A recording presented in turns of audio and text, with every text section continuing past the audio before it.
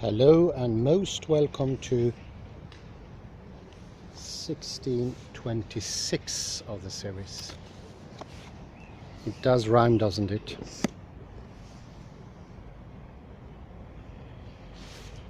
And we will continue with Heideggerian vision.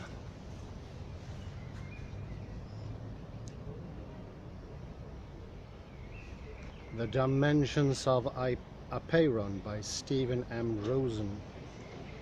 A topological phenomenology of time, space and individuation. And we are currently at page 148.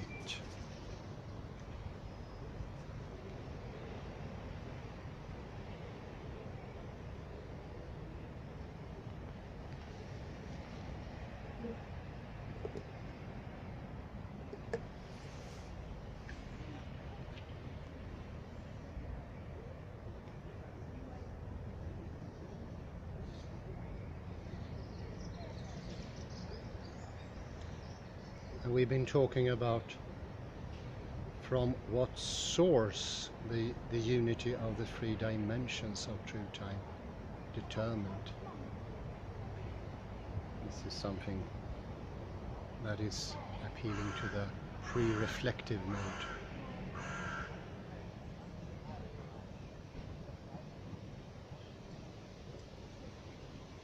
And we also read the unity of time's three dimensions consists in the interplay of each toward each.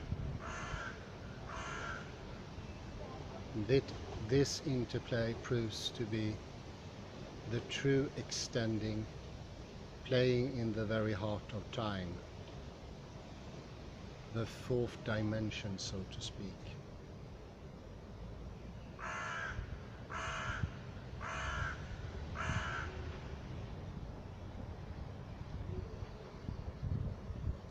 Not only, so to speak, but in the nature of matter. So I put a hat on. It's a bit chilly today here.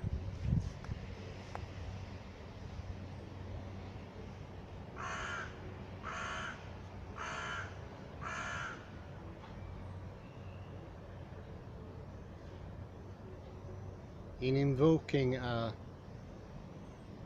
fourth dimension, Heidegger is implying that the dimension of interplay at the heart of time must be taken as somehow constituting a dimensionality unto itself.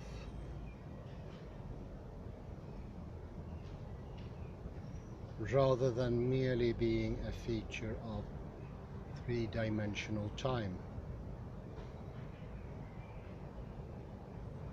Only thus can the dimension of interplay be seen as the source of three-dimensional time.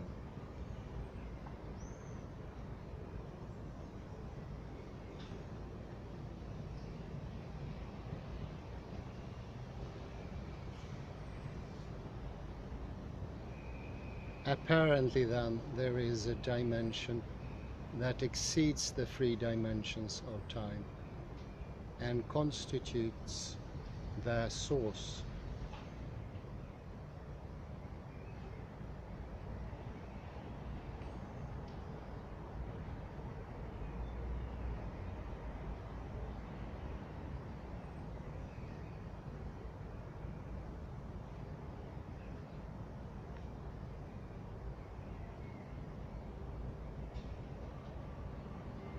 He's pointing here, I would say.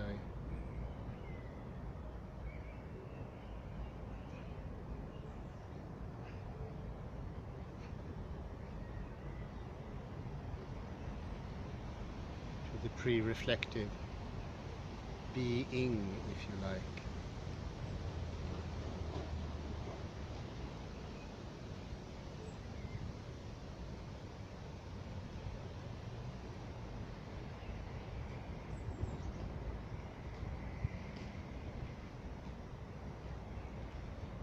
Heidegger avoids the metaphysical implication that the fourth dimensional source is a static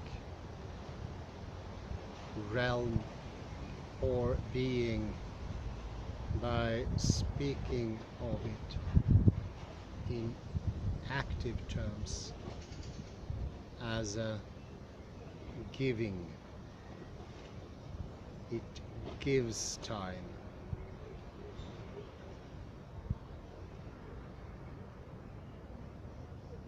But true time itself is a giving.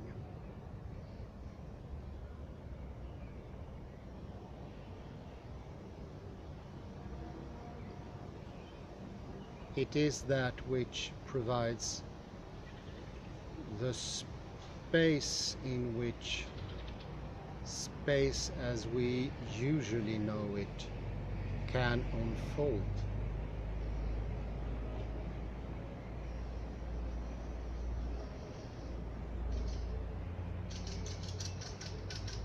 Accordingly, true time is what gives us the ability to represent and delimit an area of measurement.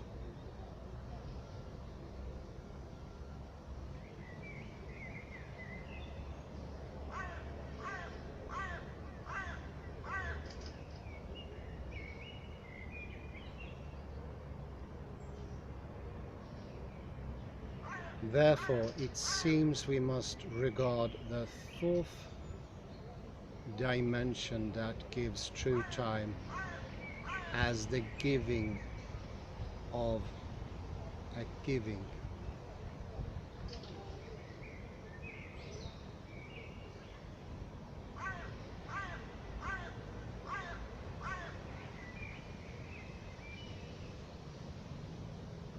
Later in his lecture, Heidegger attempts to go further with his portrayal of the fourth dimension,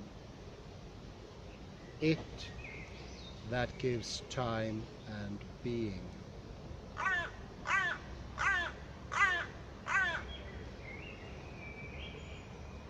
In the sending of the destiny of being, in the extending of time, there becomes manifest a dedication, a delivering over into what is their own,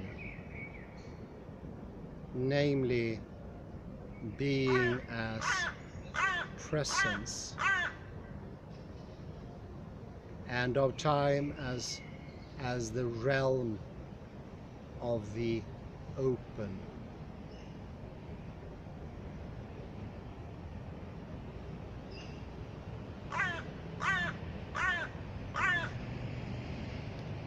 What determines both time and being in their own, that is, in their belonging together, we shall call Ereignis, the event of appropriation.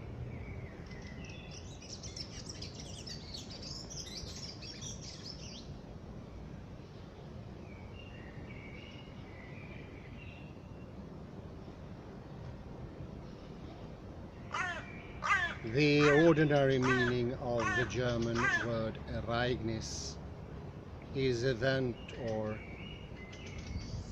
occurrence.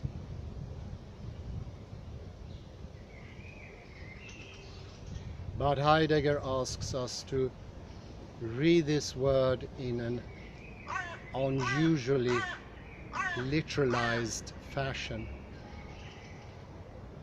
to understand it as making one's own.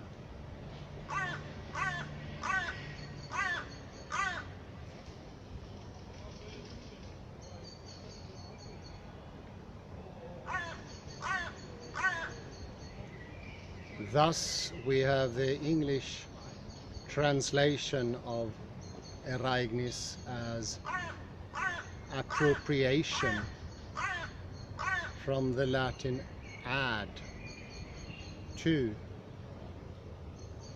and proprius, one's own.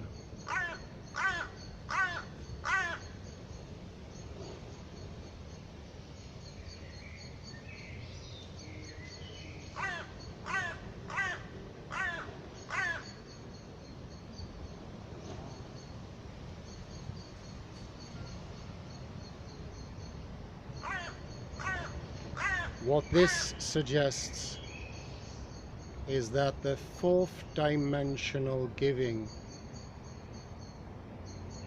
entailing appropriation, is not an imposition upon three-dimensional being and time of something that is foreign to them.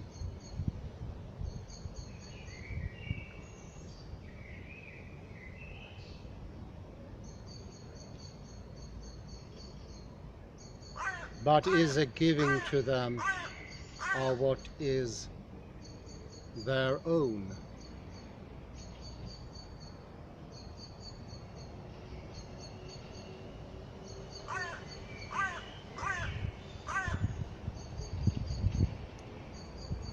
To the extent that fourth dimensional giving is indeed fully committed to yielding over to being what is truly being's own,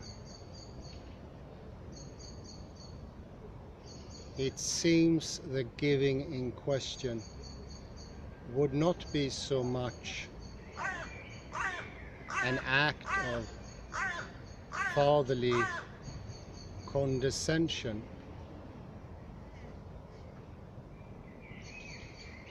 that determines the ownness of being, as a more nurturing gesture of support that encourages being to give to itself.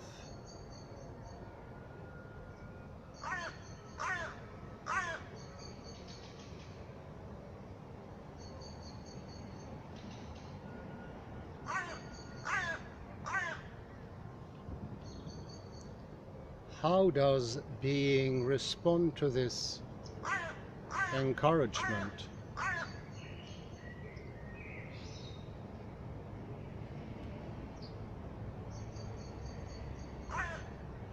Precisely by the presencing that gives an area of measurement,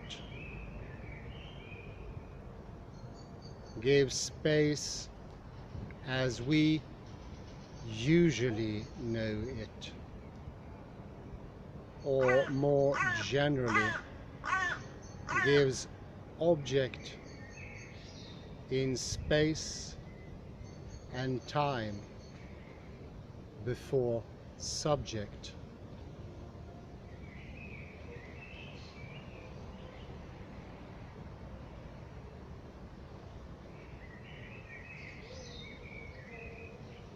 Let us designate this giving of being to itself as self-appropriation.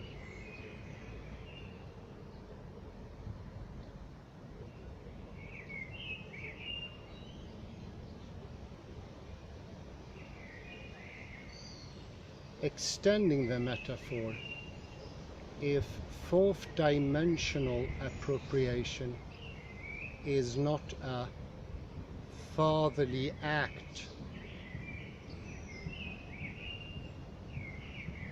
neither is the self-appropriation of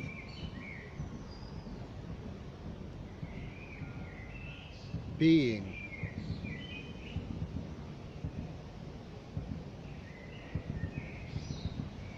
By fatherly action, I mean that of the Deus ex machina, the agent acting from above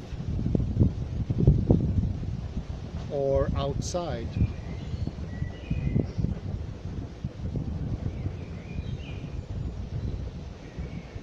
This action functions exclusively in its own interests, with the assumption that actor and acted upon are essentially separate.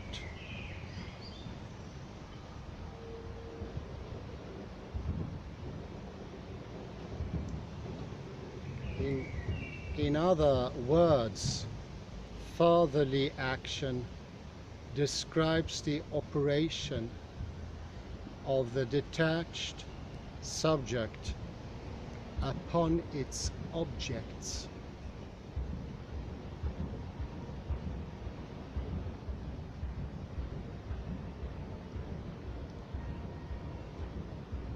To be sure,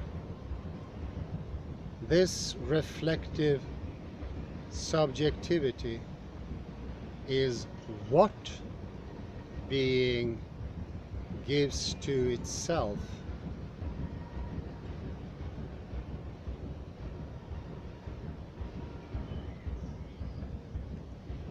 But the giving is not reflective.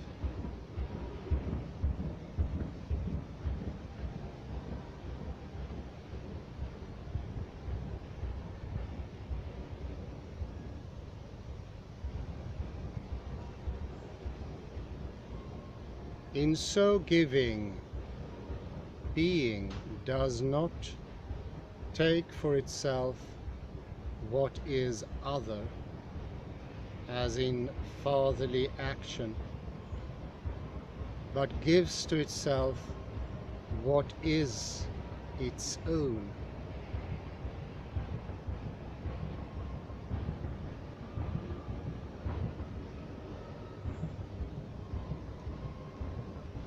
Being's mode of action is pre-reflective.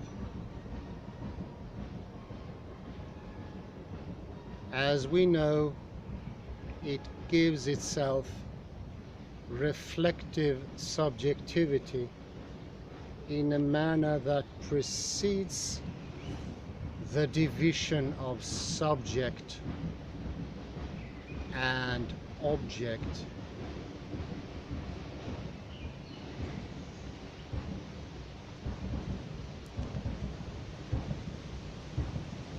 The point may be clarified, at least metaphorically, by considering the relationship of mother to child.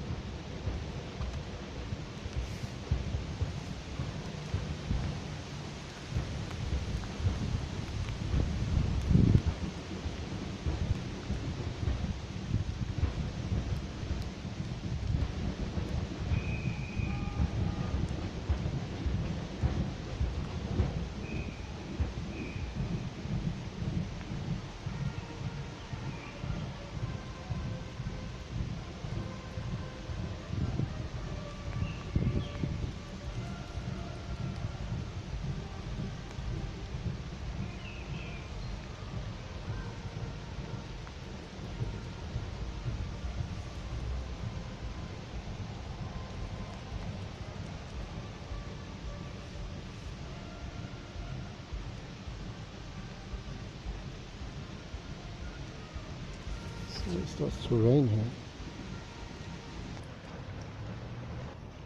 Sorry about the pause, we'll continue. A little rain came by.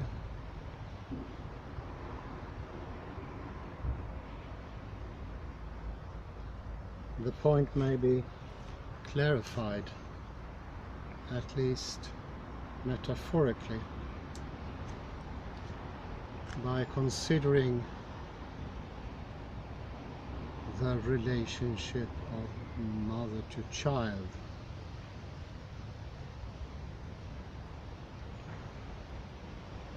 Through her nurturing support,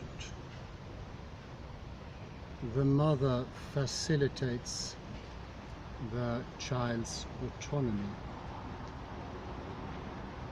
encourages it to develop its unique way of acting.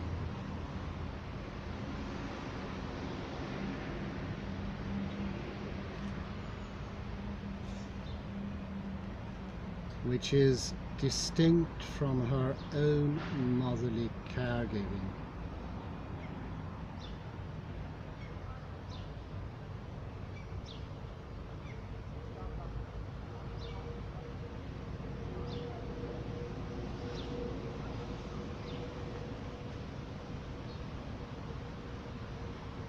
But in thus giving to her child, the mother is not just acting selflessly on behalf of another,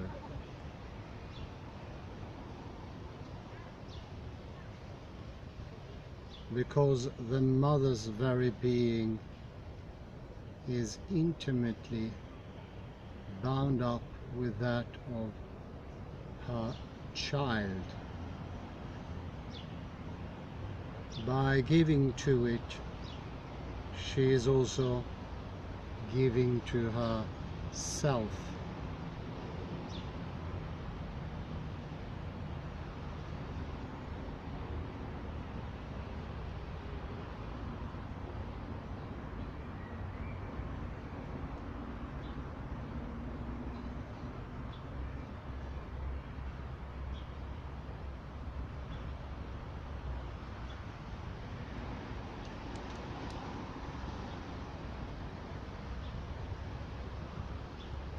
I suggest that this is the sense in which the pre-reflective giving of reflective subjectivity is being's gift to itself.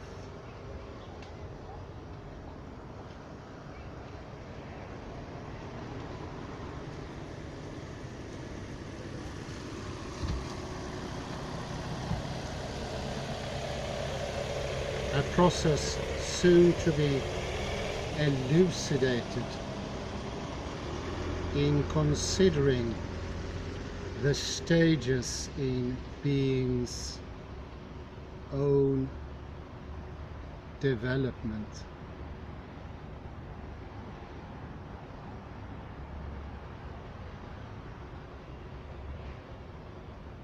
I am proposing then that being acts maternally,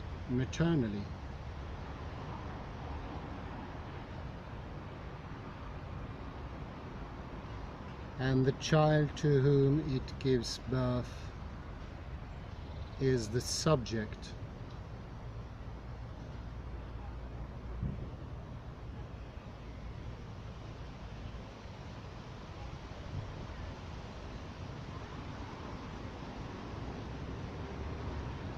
When we take into account Heidegger's sense of appropriation,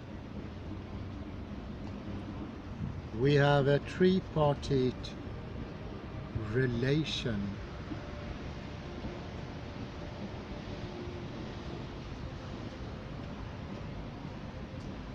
operating in the manner of a midwife.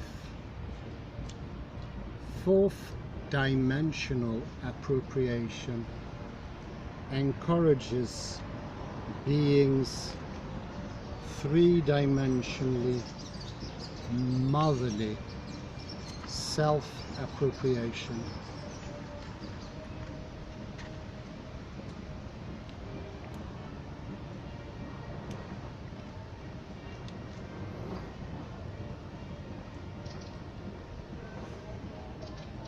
And this, in turn, results in the birth of the Father. That is of reflective consciousness.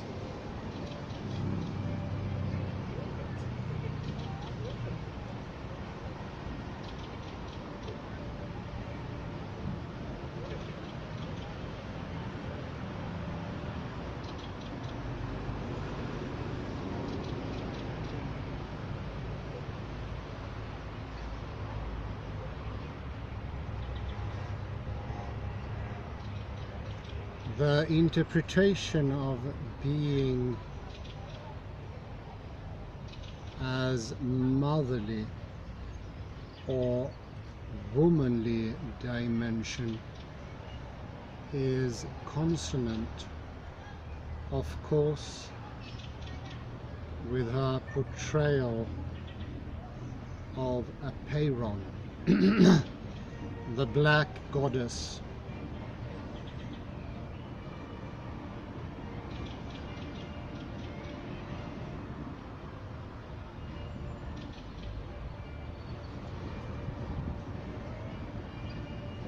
And we have seen that Heidegger himself lends support to this view in an earlier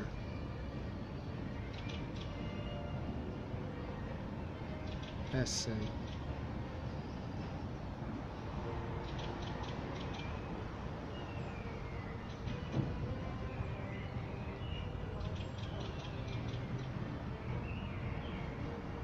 In Heidegger's translation of the Anaximander fragment,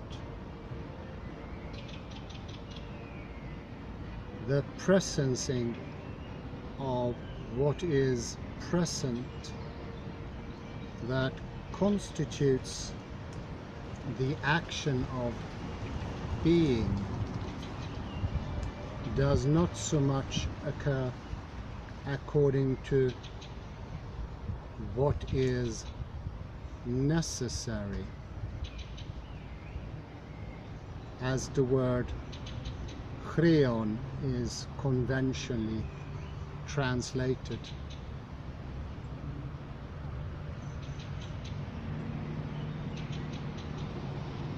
But according to usage. Again, to use suggests to let something present come to presence as such.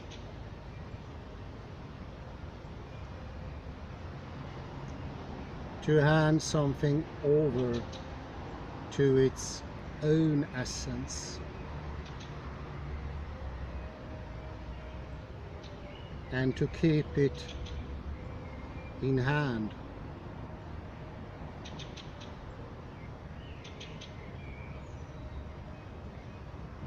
Preserving it as something present.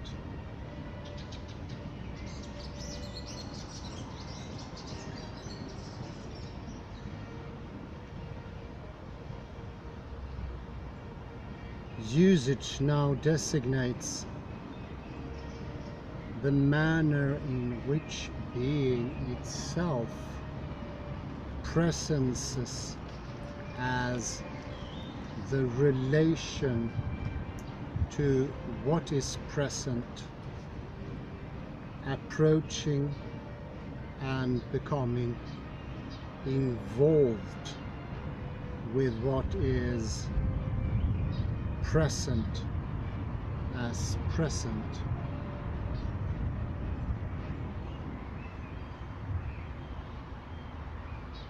Approaching and becoming involved with what is present as present.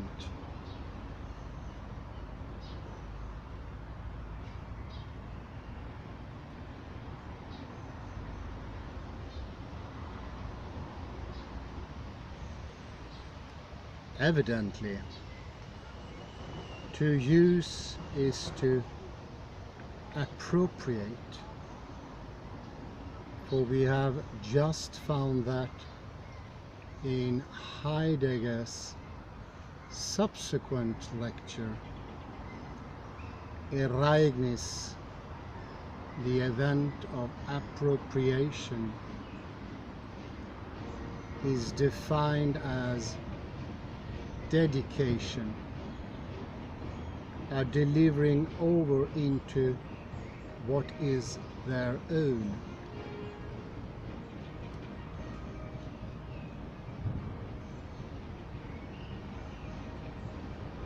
Of being as presence, and of time as the realm of the open.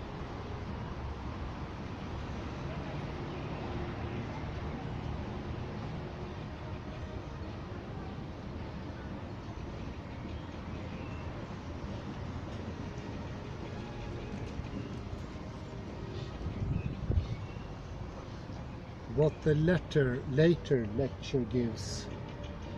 establishes is the twofold nature of usage of appropriation.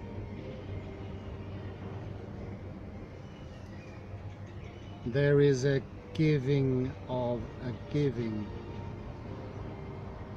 in which the fourth dimensional it gives being, and being in turn gives space as we usually know it.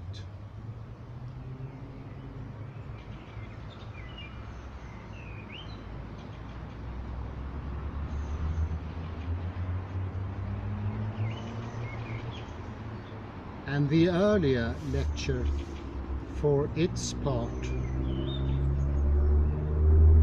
more explicitly intimates the womanly character of appropriation. Here, the appropriative action of being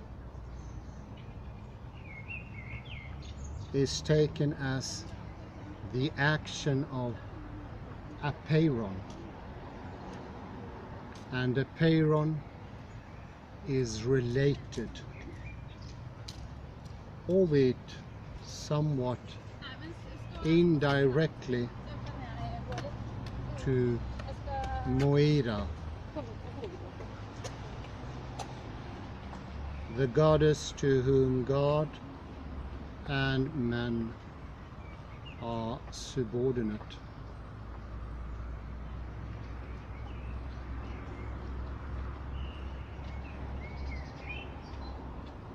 Three, as subtitle: Autogeny and the call to being.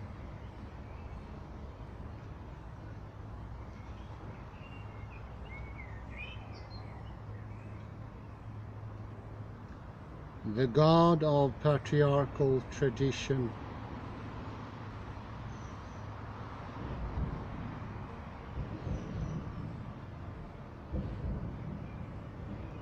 is deemed immutable. He is said to be an unmoved mover, a creator who is himself exempted from change by virtue of his detachment from his creatures.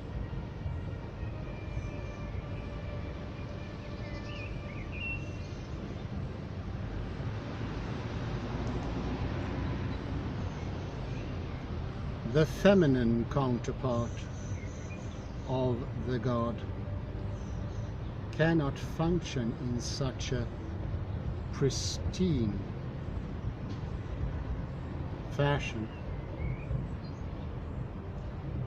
She must get down and dirty. That is, she must participate in the creative process with the whole of her body, and therefore cannot help but be affected by it.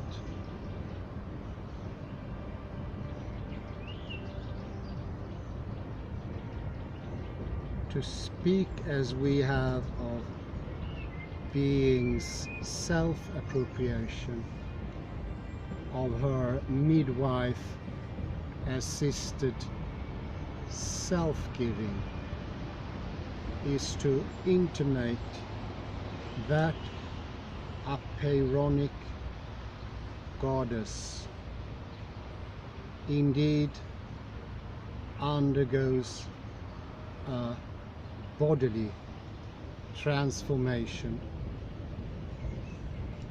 She gives birth to herself.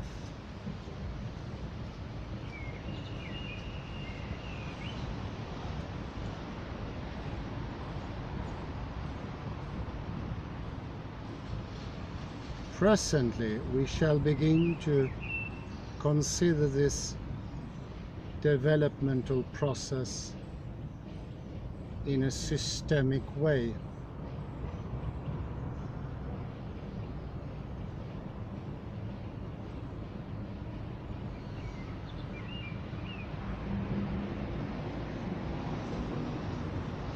In exploring the history of being, highlights of the historical account provided in previous chapters will be reprised. This time from an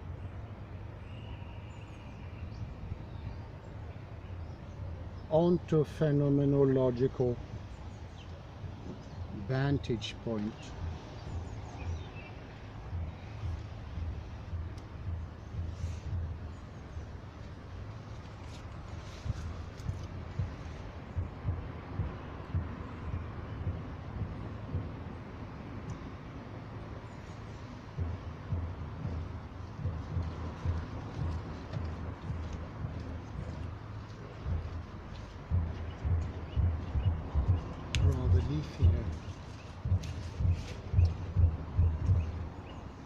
The term autogeny is commonly defined as the development of an individual being with being tacitly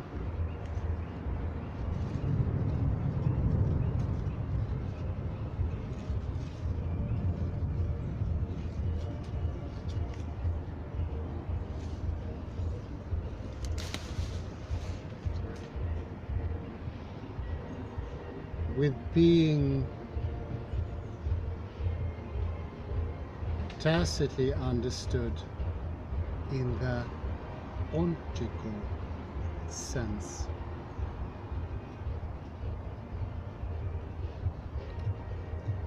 In the present context, I will capitalize the word autogeny to indicate that here we are speaking ontologically.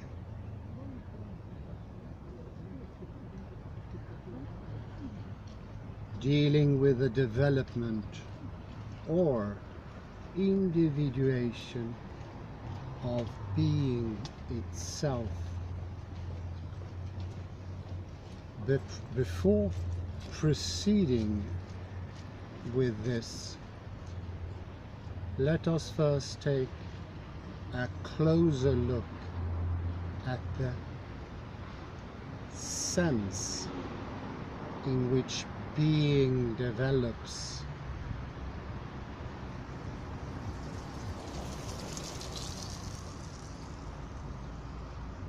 Heidegger often spoke of the forgetfulness of being and of the need for its remembrance.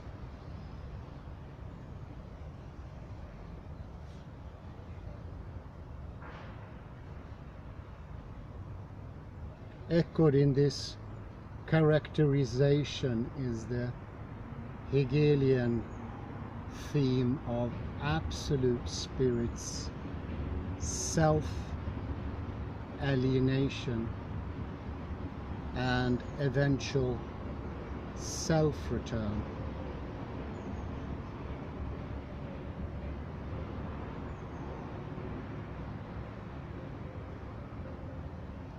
Yet changes in the awareness of spirit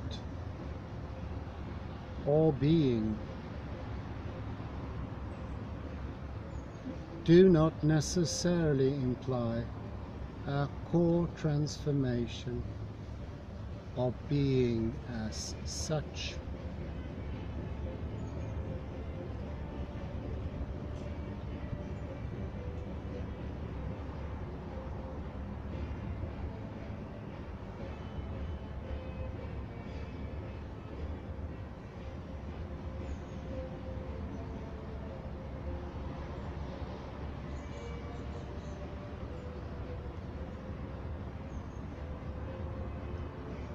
In the classical tradition, where epistemology and ontology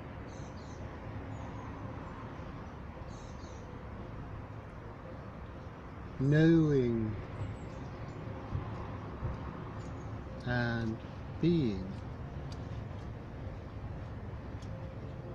are kept strictly separate. A change in the former holds no necessary implications for change in the latter.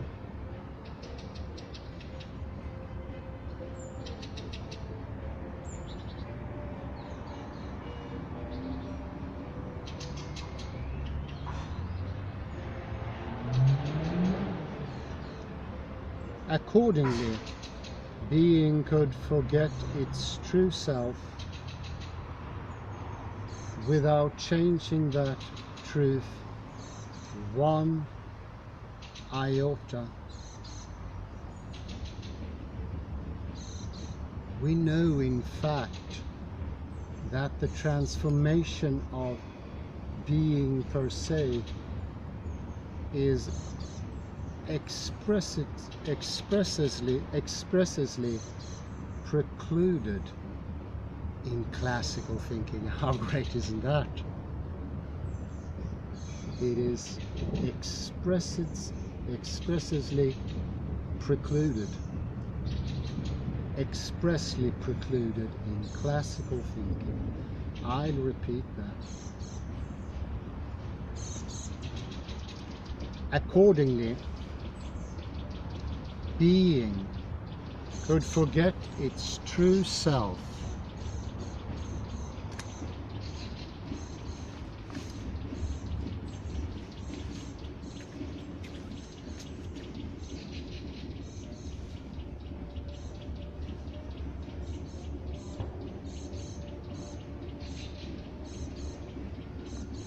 without changing that truth one iota. Nothing changes. This is similar what we spoke in Rethinking the Inner by Paul Johnston. It looks exactly the same. Not one iota is changed. It's complete sameness. We know in fact that the transformation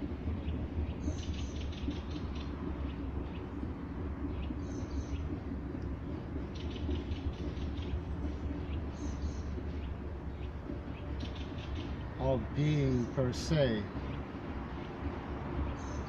is expressly precluded in classical thinking.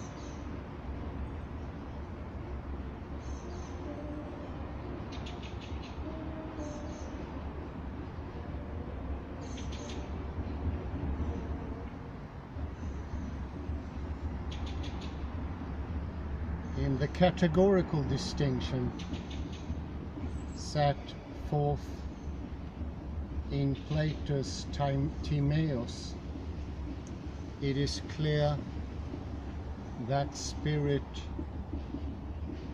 or being, the fatherly creator or demiurge, is not that which becomes. Rather, it is matter that becomes, bodies that are subject to transformation.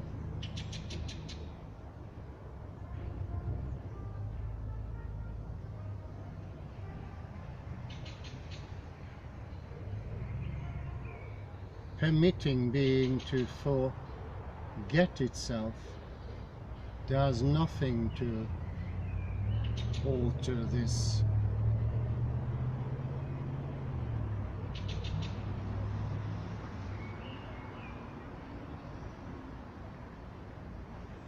Indeed, what being's self-forgetfulness means in this tradition is precisely that it has lost awareness of its own absolutely changeless character.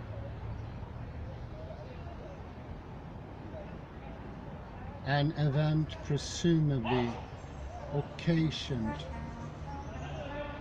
by the fall into matter, the somnambulistic descent of being into the relative world of transitory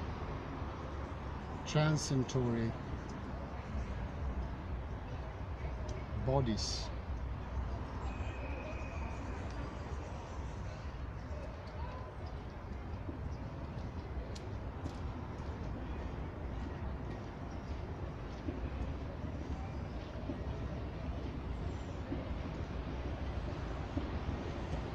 In associating being with pre-Platonic Apeiron and Moira, Heidegger implicitly questioned the Platonic tradition of disembodied spirit. Disembodied spirit.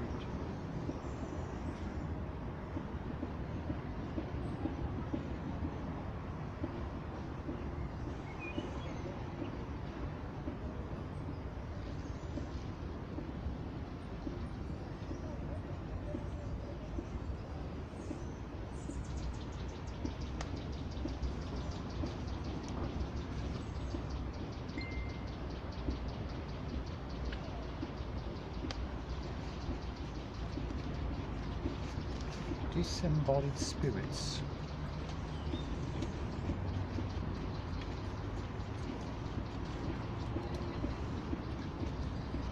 This challenge becomes more explicit in the hands of Merleau-Ponty. For him, being is not rarefied spirit, but is flesh, the flesh of the world.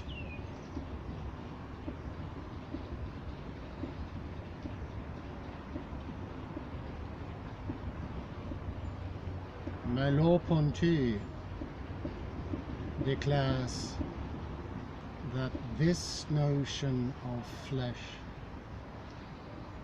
is unprecedented in Western thought.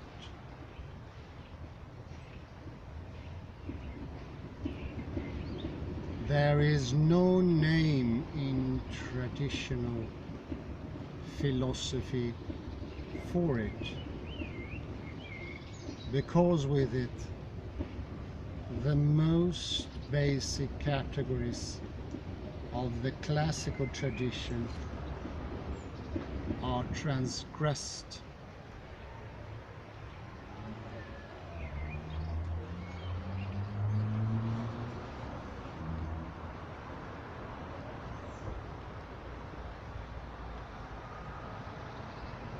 The flesh is not matter in the sense of corpusculus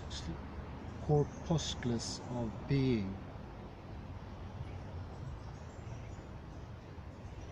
It is not mind, it is not substance.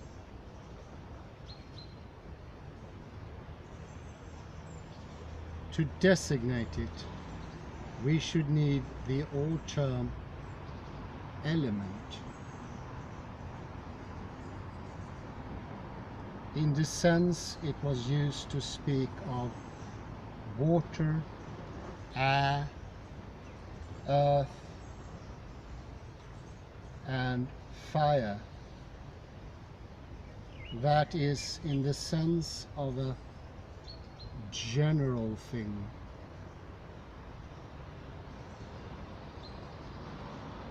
Midway between the spatio-temporal individual and the idea, a sort of incarnate principle that brings a style of being wherever there is a fragment of being. The flesh is in this sense an element of being. You see here how flesh and spirit are the same thing, and without one neither the other. This is the verso and the recto of the body-mind, if you like.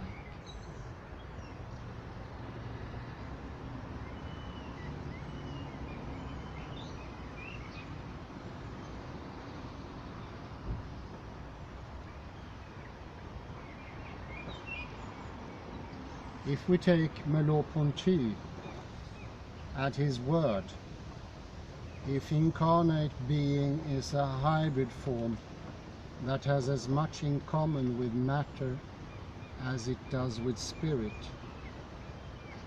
then being surely cannot be exempted from change.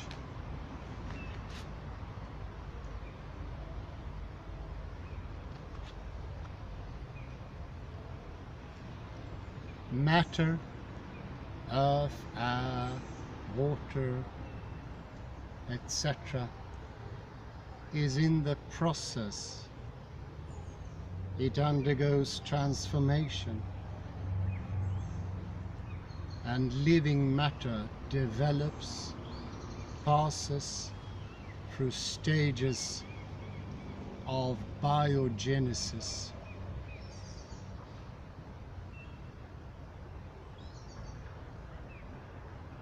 I propose that we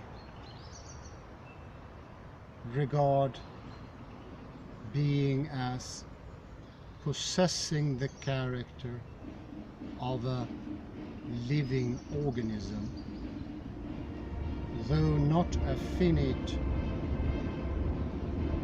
particular organism.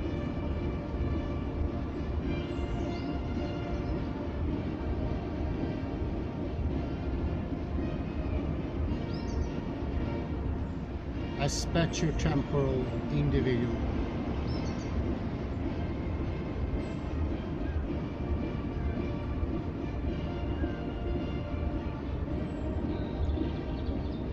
To be sure, instead being is a generic organicity, a whole dimension of life, a life world, nonetheless that world develops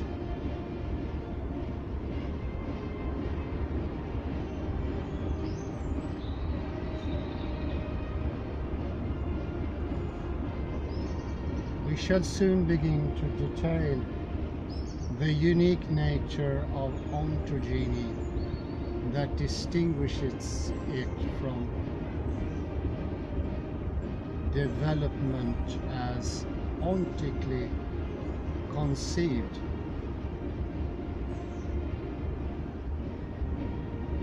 For the moment, suffice it to say that the Apeironic being does develop.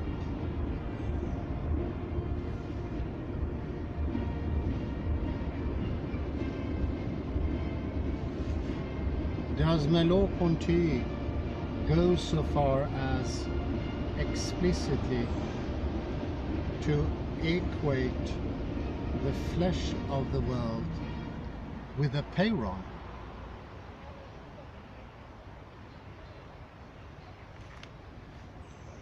Not that I know of. Still,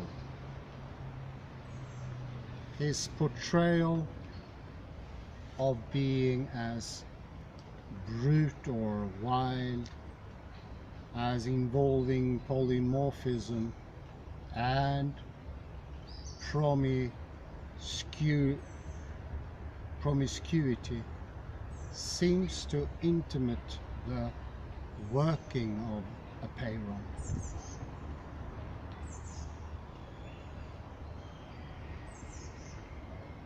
The phenomenological philosopher Gary Madison picks up on the connection in his commentary on the pre-Socratic roots of Merleau-Ponty, and the relationship is confirmed in philosopher Ernest Sherman's paper on Merleau-Ponty and the trickster.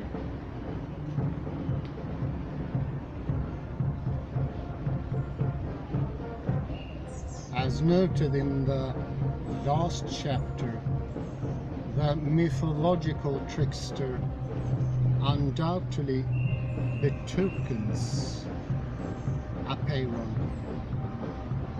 a fact that Sherman established up front in an epigraphic citation of Karl Kerengli. Trickster's nature, inimical to all boundaries, is open in every direction. Sherman then guides us through the serpentine ambiguities of the trickster found in Greek mythology.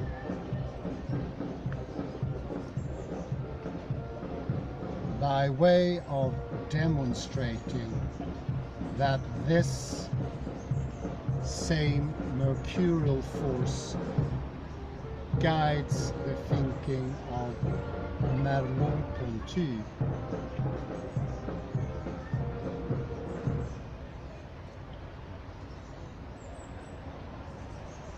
Now it is clear from Merleau-Ponty's dialectical description of the flesh that while the flesh is surely not pure spirit, the spiritual aspect of the ontological hybrid deserves equal emphasis.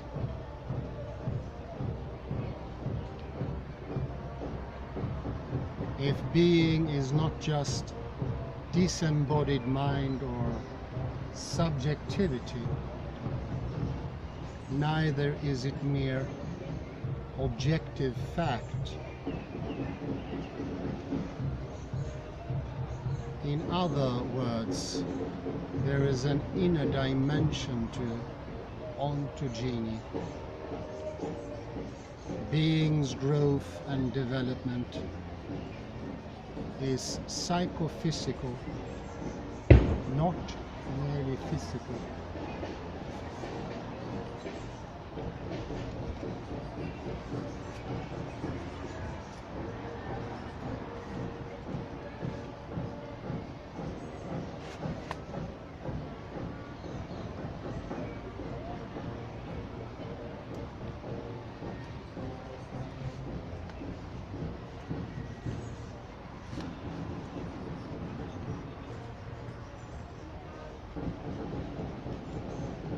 With respect to gender, the hybrid character of Merleau-Pontian being suggests the hermaphroditic face of the goddess.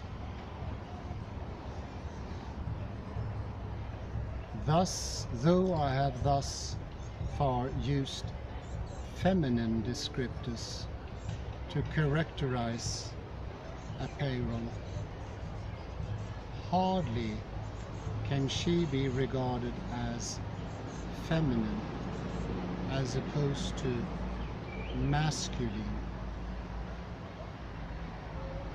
since to do so would be to define her one-sidedly in the categorical terms of patriarchy.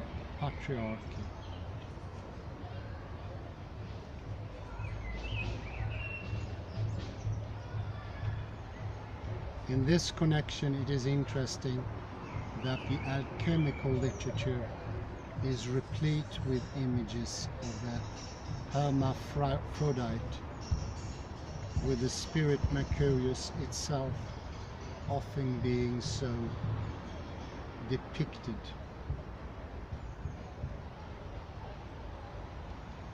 Moreover, a recurrent theme of alchemy is that of hieros gamos, the mystical marriage of the king and queen.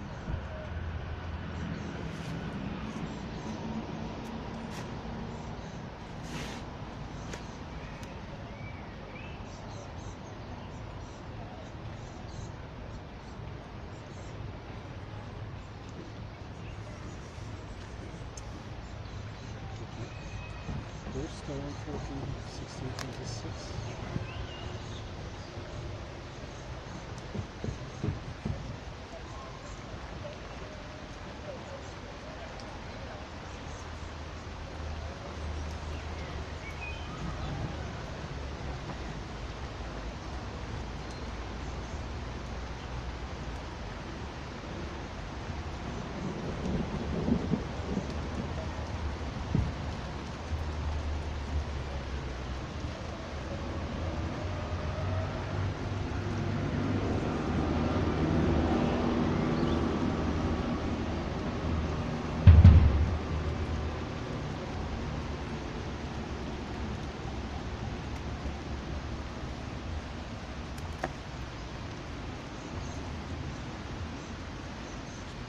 Mark, sorry for the delay. Here we have an incredibly interesting uptake of the double-sidedness of the euboric verso recto, if you like. And a fantastic quote here, just on the page before, is that we know in fact that the transformation of being per se is expressly precluded in classical thinking. In the categorical distinction set forth in Plato's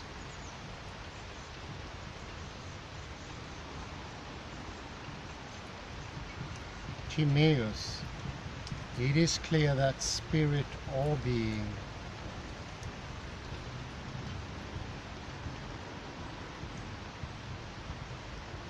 rather spirit or being, the fatherly creator or demiurge, is not that which becomes.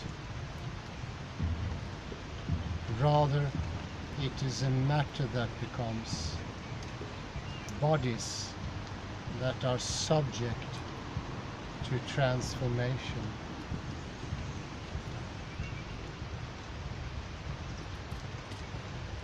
Permitting being to forget itself does nothing to alter this. Indeed, what being self-forgetfulness means in this tradition is precisely that it has lost awareness of its own absolutely changeless character.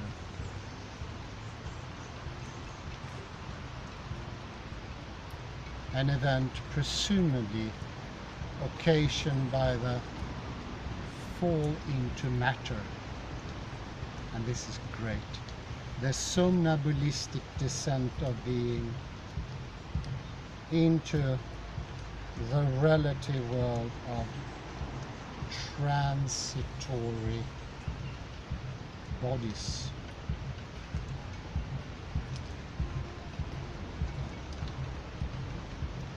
And there's also a connection between Apeiron and Moira indicated here. Most interesting. Moira is Igeri, the connection to the hands of necessity. Apeiron is the boundless that gives heed, that expresses boundaries. Boundaries can only come from unboundedness.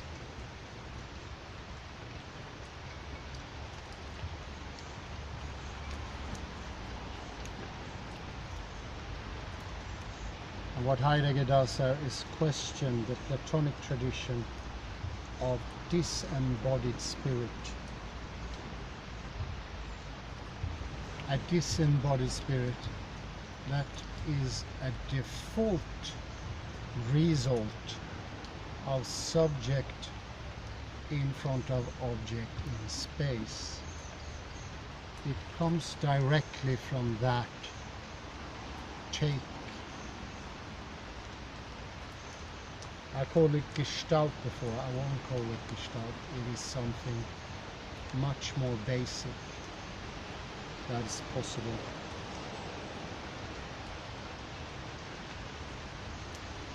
It is Chreon, the necessity, which he's pointing to here. And how being comes forth. How it springs into action, springs into reality. It's a doing, it's a happening. It's not fixated. It changes. It is in itself utmost doing that is being.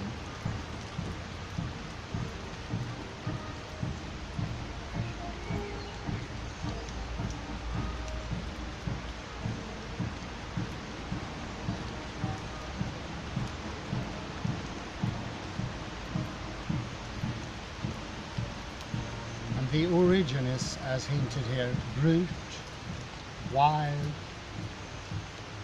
having the aspects of polymorphism or promiscuity.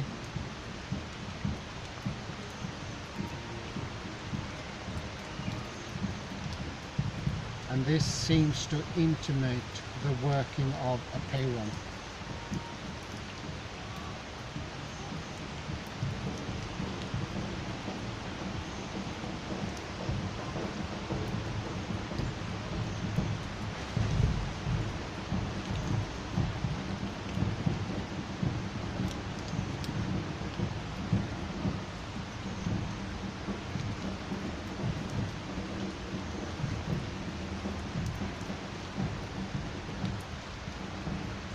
lot of great outtakes here.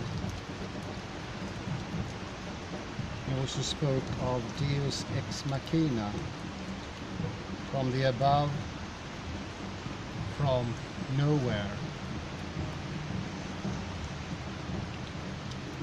How it just is there without any warning, it springs into being.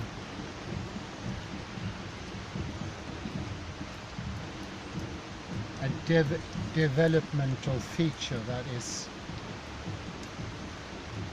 forgotten later, but it still remains exactly the same, which makes it so hard to discover. Using change or difference simply will not suffice.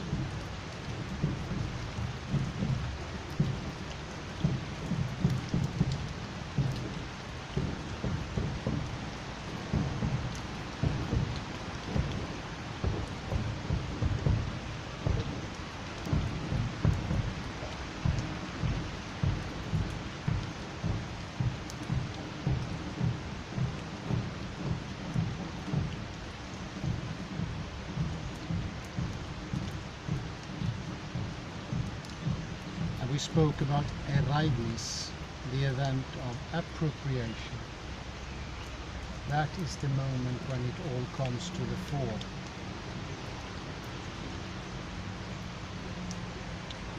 And it has a twofold nature for usage. It has a versus, a verso and a recto.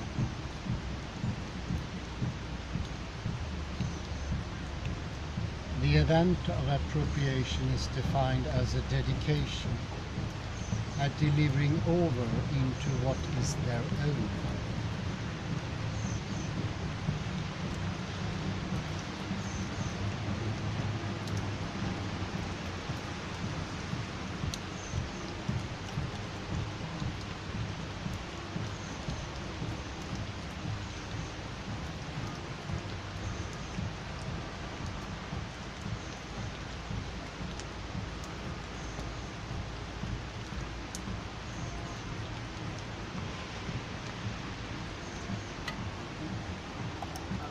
Summer here.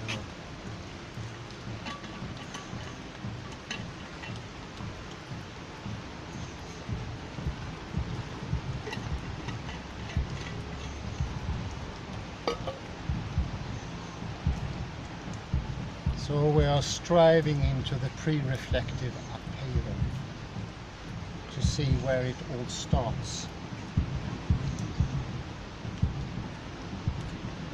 We are no longer going beyond the origo of the Cartesian coordinates.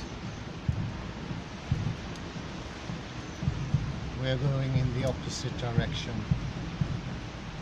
This is to turn backwards, returning from point of origin, if you like.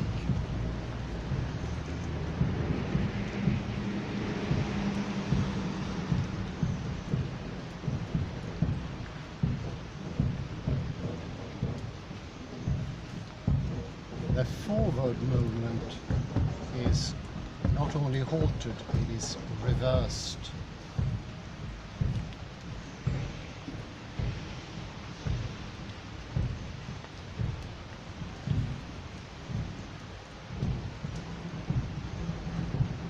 This is also going back into the undecidedness of what was before. And understanding that an ongoing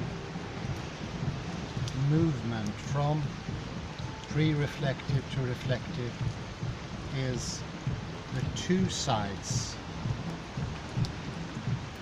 the two faces of Apeiron. It takes into account also reflection.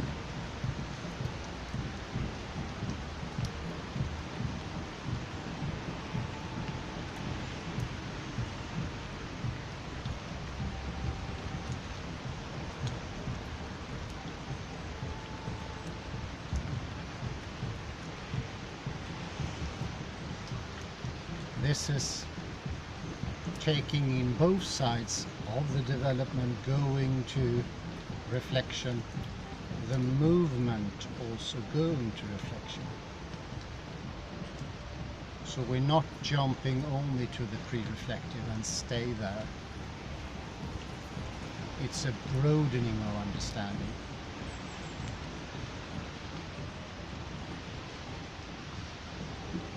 Not a narrowing or a reversal of understanding. It's more of understanding.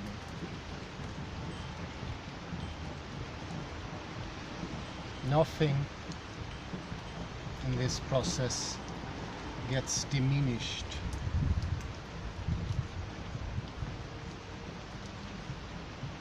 Instead, we constantly get more. We also call that thickening of, as we earlier mentioned, thickening of the now and here.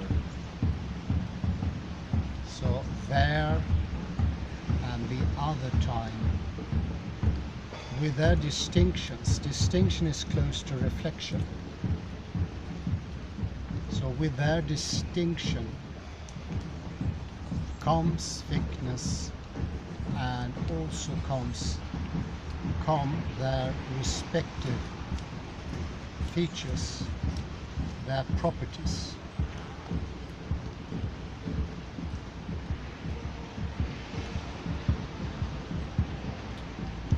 Without this dividing up, there wouldn't be specificity.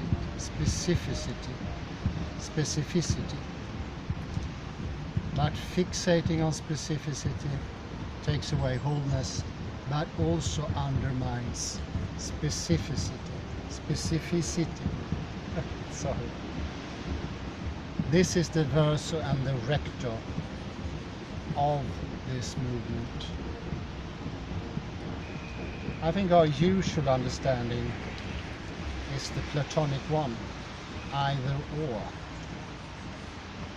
So we understand by putting something into negation. We understand it by cutting it out from a positive background or a negative background.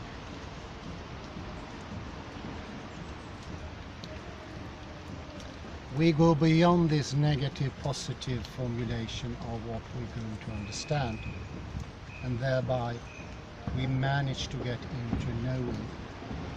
It's a broadening of knowing, not a narrowing.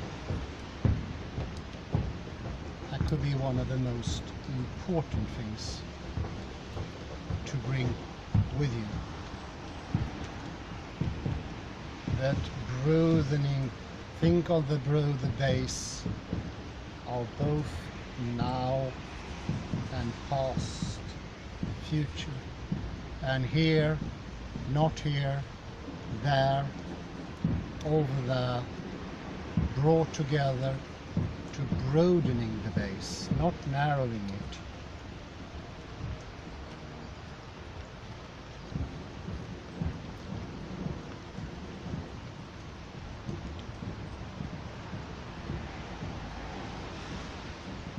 Definitions are important, but they have their proper place in the correct order after reflection, not before.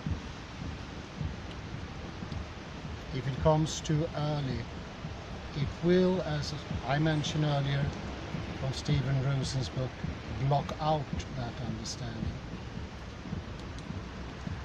Directly make that possibility impossible, preclude it.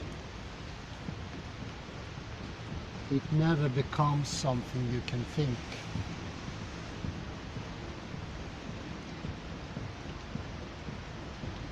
A widening is quite different.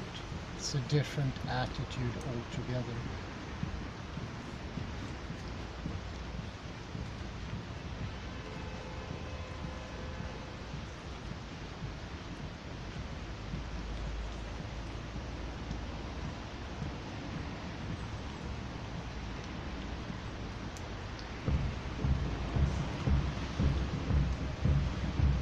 another thing from page 152.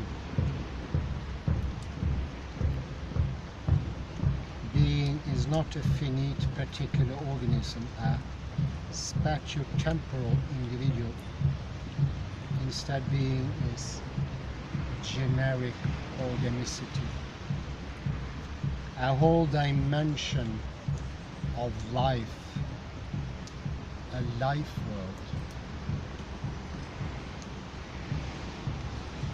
world develops, and the ontogeny later becomes very important in this progression, going from the pre-reflective into what then becomes reflection, the ontic mood, beings rather than being.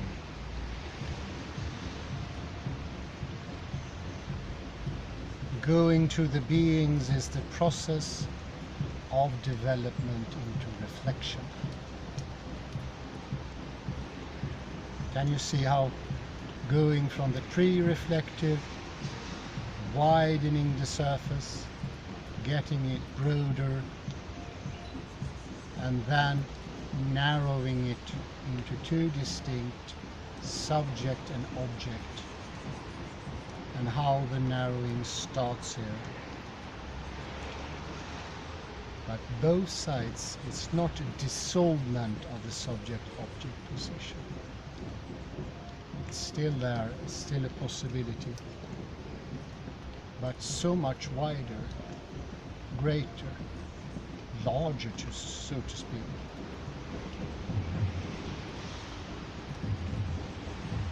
And it can carry so much more. That was possible before this broadening process developed. I also like the idea being is not androgynous but hermaphroditic, has two sexes. Verso recto, beings, including also the process.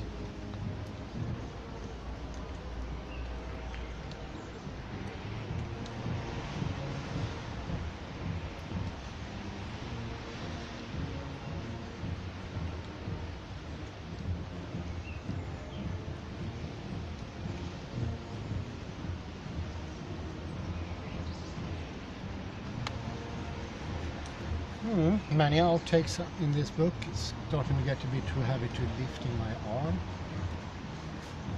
Return to Wittgenstein, the thinking the inner. I say thank you very much. Seems that the rain is receding now. Thank God I found this spot.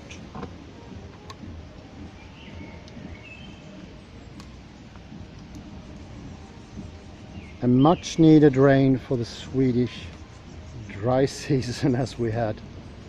Bye bye.